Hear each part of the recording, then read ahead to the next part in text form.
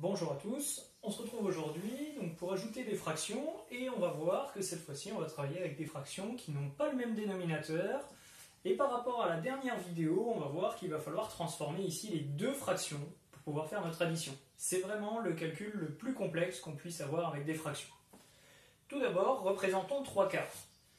J'avais une unité ici sous la forme d'un rectangle, je l'ai découpé en 4 parties égales, 3/4 c'est prendre 3 parties sur les 4.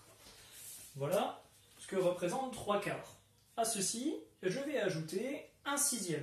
1/6, on l'a déjà vu dans les vidéos précédentes, c'est l'équivalent de 7 bancs. Voici. Le but maintenant, ça va être de déterminer quelle fraction est représentée ici par rapport à l'unité de départ qui était, je le répète, un rectangle. Alors, c'est pas évident, hein, on voit bien que ce qui est en noir et ce qui est en jaune, ça n'a pas la même taille. Donc on ne va pas pouvoir les additionner facilement. Donc première chose à faire, on va essayer de remettre au même dénominateur, on va essayer de créer le même découpage. Donc on va redécouper les quarts. Je vais donc découper un quart en 2 morceaux. Voilà, j'obtiens des plus petits morceaux qui sont ici en marge. En fait, ici j'ai des huitièmes. Donc c'est-à-dire que de quart, je peux me retrouver à huitième. Voyons si c'est compatible avec les sixièmes. Alors, je peux passer un huitième dans un sixième, mais 2 huitièmes ne passent pas.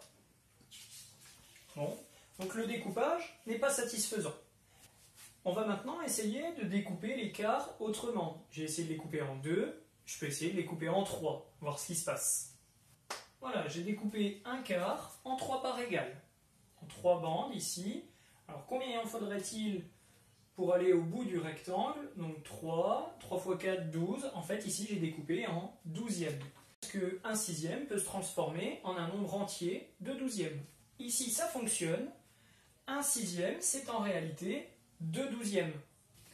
Ce que je viens de voir là sur le dessin, il me reste juste à l'écrire.